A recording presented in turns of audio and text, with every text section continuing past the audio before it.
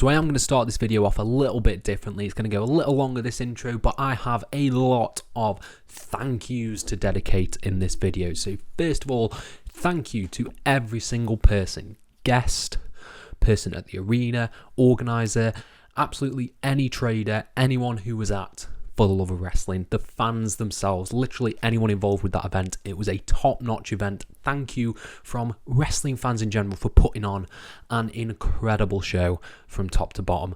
Loved that. Another thank you I've got to dish out is to all of you guys who have asked me questions about this weekend, asked me about the convention, asked me about WWE Live. Thank you to every single one of you for showing an interest in what I'm doing on the internet.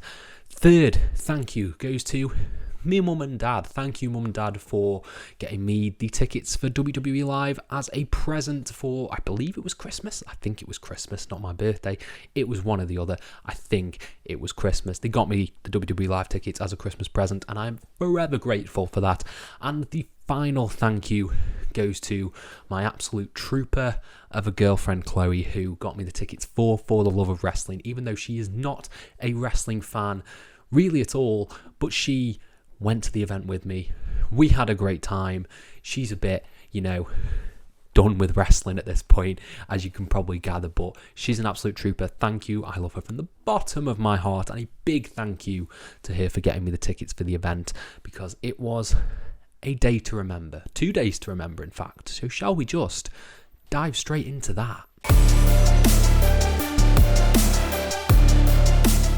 Hello and welcome to FTTR, I am Hugh McQuaid, and today we are talking about my experience, my own personal experience at the For the Love of Wrestling convention that was held in Manchester at the Bowlers Exhibition Centre. But before we dive into that, please hit subscribe, please like this video, please comment your thoughts if you attended the event down below, and let me know your experiences, good, bad, absolutely anything. I'd love to hear it, it's a great talking point. But as I said in the intro, this event was a wrestling fan's dream, an absolute wrestling fan's dream. Now, this was my first sort of full-size convention. Living here in Stoke-on-Trent, I haven't been to a huge convention of any sort. I'm going to the Telford Comic-Con in May, but we've had Stoke-on-Trent Comic-Con, which was a smaller event, and that was where I met Kendo Nagasaki. But instead, this was a huge, just dedicated to wrestling, just dedicated to MMA as well. There was a For the Love of MMA event going on as well. So it was really not niche, but it was catering to that subject matter that Monopoly events had put on. It was wrestling for wrestling fans. It was a huge event for wrestling fans, essentially. And I think it was just fun. It was just fun. I absolutely loved everything about this event. It was nice just being wrapped up in people who love wrestling, and it's good. That's what we go to these conventions for. We go for the panels, we go for the guests, we go for the interactions, we go for the stores, we go for absolutely everything. And I think just top to bottom, it was perfect. It was a perfect, dream come true for me. Dream come true really came on the second day, which we will get to. But the first day of the event, this Saturday, was really fun. I hadn't booked any photo ops for the Saturday. I booked mine for Sunday so that we could just enjoy the convention, enjoy the talks and stuff like that. So on that level, I think I did it quite well. I haven't quite managed to balance, I didn't expect queues to be as big as they were, but obviously I've not been to a big convention like this before, so sort of balance out that time, if you will. So all we did on the first day was just browse and listen to the talks, because they were so entertaining. So I want to go through some of the stuff that I purchased, because most of this was on the first day of the con. So shall we go through this? So you know me, you can obviously see behind me there's some spaces missing. That's because I did pick up some figures from the event. So I managed to pick up a WWE Champion Elite Drew McIntyre, which can't go wrong with, Drew, hometown boy, UK, but you know what I mean. You know what I mean there. So I was really happy with that. Managed to pick up as well Ilya Dragunov, who, if you've been watching this channel for a while, he's one of my favourite wrestlers. Him in NXT UK was utterly flawless, and I love Ilya Dragunov to death. So I was super thrilled that I could get him. And then the other figure I got rounding out the collection for me, I have, I would nearly said Buddy Rogers then. Why can't I think of his name? Mr. Rogers. Buddy Rogers. Who's Buddy Rogers? Let me know in the comments below. Mr. Rogers, Bray. I have burnt Crispy Fiend, and now I have actual Fiend Bray Wyatt right there, who lives up with all three of them, all three versions of the Fiend. So I was really thrilled that I managed to get all of those, managed to get all that out the way, get all my stuff. And the other thing that I purchased on the first day is this beautiful, and I'm going to shout out the guys who did it. It is 74lands.com if you want to check it out. But it is a really cool print of the AEW roster in Matt Groening form, in, Simpsons Futurama form. I love it. I love this stuff. I've got some Grant Perkins artwork of the AEW roster as well, which is just waiting to be framed. But yeah, that was a really sensational pickup. It was beautiful stuff, so be sure to check them out if you can. 74lands.com. So in terms of stuff that was all I purchased on the first day. That was just the stuff that I got that I wanted. And in terms of talks on the first day, we attended the most talks. So the way it was set out, there was a big ring sort of in the centre of the exhibition centre, and they would have guests come on, sit in the middle of the ring, and they would get asked questions. The way things work. So we actually got quite a few. Adam Cole, Bebe was one of them. I really loved everything Adam Cole had to say. He was really, really insightful in terms of his road to recovery. He was really honest about stuff like that, and again, talking about Wembley, talking about All In, and also talking about video games, in which we learned that Adam Cole would save Halo over Resident Evil and Final Fantasy. That is a For the Love of Wrestling exclusive right there. But it was really fun to hear him speak. Really cool. He did the Adam Cole Bebe. He came out to his music. It was all lovely fun. And as you can tell, I probably attended most of the AEW ones, because I did indeed attend the next one, which was Jungle Boy, Ruby Soho, and Anna Jay doing a Dynamite panel. Again, they had some really cool stuff, but the highlight for this was an interaction that happened with Ruby Soho and Britt Baker. So Britt Baker was also at the convention, and she basically called out Ruby Soho during the panel. It was dynamite, for lack of a better word. Absolute dynamite stuff. I think Anna Jay and Jungle Boy had some really interesting answers as well. And that was all done well, all done set up. And the main event, if you will, the last panel of the day, was Dax Harwood, Cash Wheeler, FTR, who, again, like he is in his podcast, Dax is just beautifully honest and would pretty much answer anything. He did get asked about Punk, which I think we were all expecting, as both guys with SoCal Val, who was a great host, absolutely great host, drank some whiskey in the middle of the ring. It was really fun. They had some really fun answers, and I really appreciated everything Dax said about, mental health and issues regarding anxiety and stuff like that, and how wrestling relates to his family. It was all really insightful stuff, and I just love FTR so much, which we'll get to again. Other things that happened on that day, me and Chloe were gaming.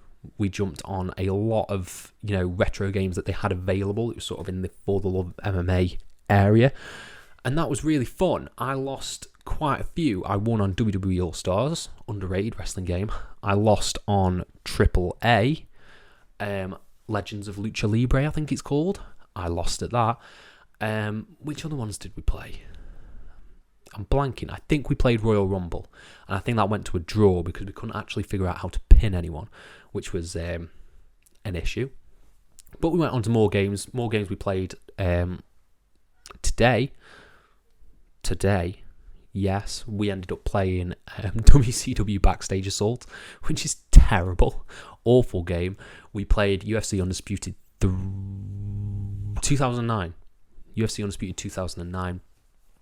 And we also played another quite modern WrestleMania 19, WWE WrestleMania 19.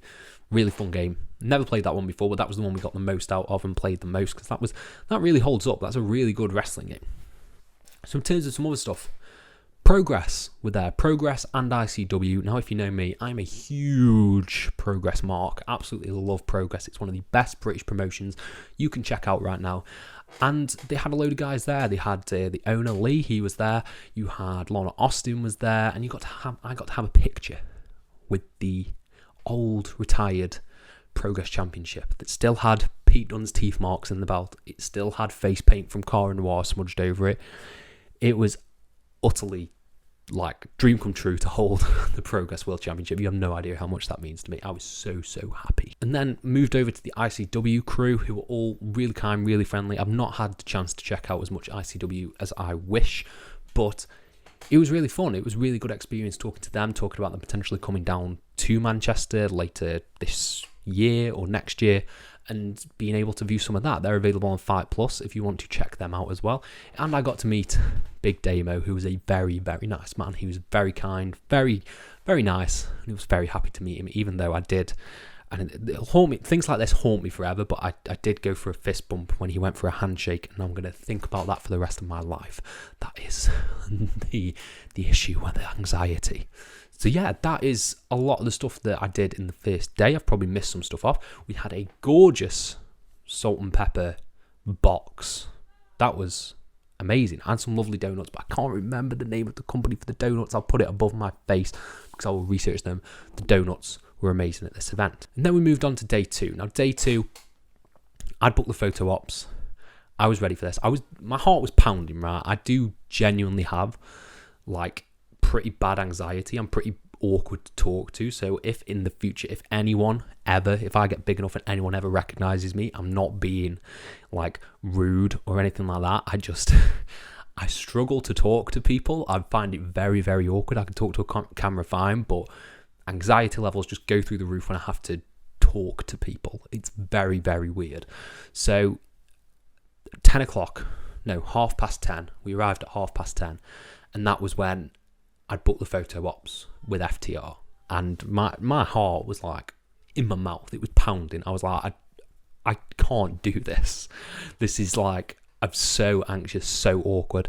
But I did, if I can find it right now, I did end up getting the photo with FTR, and Dax and Cash are honestly, so we took the photo. Let me hold it up for you. There's me with Cash Wheeler and Dax Harwood right there. We went back at the end of the day and they signed it, and they are two of the nicest people I've ever spoke to. They are so down to earth and will just talk to you about anything. So we asked them a few questions about, jumping to the UK for All In, challenging Sunshine Machine from Progress, and they were so nice. They were like so nice and humble, and it was just really great to meet him in person. Nothing but glowing experiences from that. We experienced a few more talks this day. We had Paul White. He had some really insightful stuff. We had, so while I was queuing for the photo ops, Britt Baker and Jamie Hayter were doing a panel, so I didn't catch the first half of that, but that was, again, really interesting stuff, particularly the last half. Jamie Hayter, Toby Carveries are the bomb. They're the absolute bomb. So yeah, really enjoyed the panels that we saw. Santino Morello as well. God bless him. He is a really insightful, really nice guy. His panel was flawless as well. He answered some really good questions. And then I had final photo op of the day. While Britt Baker was having, Britt Baker and Jamie Hayter were having their panel in which Ruby Soho spray painted their banners at the desk. So they had this sort of ongoing story that was really fun stuff. My final photo op of the day was with Adam Cole, who, again, I just heart in my mouth, heart pounding, because Adam Cole, he was on the first ever proper wrestling show that I watched, which was The Takeover with Bobby Roode versus Drew McIntyre, when the Undisputed Era debuted, and I followed him throughout NXT all the way to AEW, so I have a very strong affinity for Adam Cole, and meeting him was, again, it didn't get a lot of time because obviously there was a lot of people, so you sort of had to go forward. I didn't know that was how sort of photo things worked, but they push you forward quite quickly if you get in the professional ones. But I did manage to get my photo. That's the wrong one. Nearly showed you FTR again if you wanted to see that. But no, there's me smiling me face off with Adam Cole, who was, in the brief moments that I spoke to him, he was a very, very nice guy, very kind man, really humble. He was very, very nice in the moments that I spoke to him. And that sort of rounded off the day. We went to FTR and we had, they signed my photo, which is going to be going up again. Really, really tremendous guys. And that was like the highlights of my event. That's what I want to get across, is that this event was for wrestling fans. It was for the love of wrestling. And I really, really loved it. From top to bottom, like I said at the beginning, thank you to everyone involved. They put on a phenomenal, phenomenal show. And I just loved everything that I was a part of, everything I got to do. And that's not even including like stuff. I didn't check out all of the MMA stuff because I like MMA, but I don't follow it tremendously. So all the MMA stuff, again, I heard was really good, really fun. They had the cage set up, the octagon and stuff like that. It was really well crafted and well put together event with no issues from me. I just absolutely loved my time with it. And yeah, be sure to check out For the Love of Wrestling if you are UK based and you are interested next year, because it's a really fun 2-day event that celebrates wrestling as it should be. So yeah, be sure to check them out. It was insanely fun, and yet again, I will reiterate, thank you to everyone involved with Monopoly events and with For the Love of Wrestling, because it was a tremendous show. Chris Brooker as well was a great host for the Q&As. I mentioned it now. He was great. He was really fun. Fantastic event from top to bottom. But I'm going to change directions now. I'm going to talk a bit about WWE Live. So I have had a few people ask me about my experience at WWE Live. I attended the event in Manchester on Thursday. And it was... So it's difficult. WWE Live. It was my first event, my first time ever seeing WWE superstars live in person. I think the issue with WWE Live for me, I think I should have tempered my expectations in that regard, because it's not, it's not 5-star wrestling. It's not flippy bangers. It's the stars come out and they do their spots, they do their moves, send the crowd home happy. You get the big entrances, you get the angles, the run-ins, the rivalries and stuff like that. But it's not work rate based, which is what I like. I like, progress. I like independence. I like AEW. This was not to rag on it, but it wasn't the type of wrestling that I was particularly expecting, especially with the match The Miz and Seth Rollins had. I was very much expecting something of a bit more of a higher standard, because they had a really good match on Raw the other week or the other day. So yeah, in that regard, if you are thinking of going to a WWE Live, I would temper your expectations. Everything outside of the wrestling, let's put it that way, was brilliant. Was absolutely brilliant. Manchester was singing Seth Rollins' song for about 5 minutes. Miz was terrific on the microphone. The Cody Finn Balor match that was the main event, I was just so thrilled I got to see Cody, and I really, really enjoyed that match. I think all guys worked really well. Dominic Mysterio should be the world champion. The amount of heat that kid gets is second to none. He is sensational, both on the mic and in the ring. I love Dominic Mysterio. I think he's one of the best heels in wrestling. But yeah, that's what I'll say about WWE Live. If you're going for the spectacle and you're going to just see these people, then I'd say it's worth checking out. But if you're going for more story-based stuff, or you're going for excellent in-ring work, maybe try a pay-per-view, or check out a local indie, check out Progress, check out Wrestle Carnival, check out 1PW, because that's not necessarily what you get with a WWE Live event. So yeah, that's what I'd say on WWE Live. I thought it was good, it was enjoyable, but temper your expectations. And we'll draw a line there. That is my wrestling wrap-up of what I've had this weekend. Well, 4 days. And yeah, Let me know your guys' thoughts down in the comments below, and I'll try and reply to every single one of them. Have you had fun at For the Love of Wrestling? If you were there, let me know everything you want about the event down in the comments below, and I'll reply to every single one of them. Thank you all ever so much. I've rambled a bit. Have a nice day.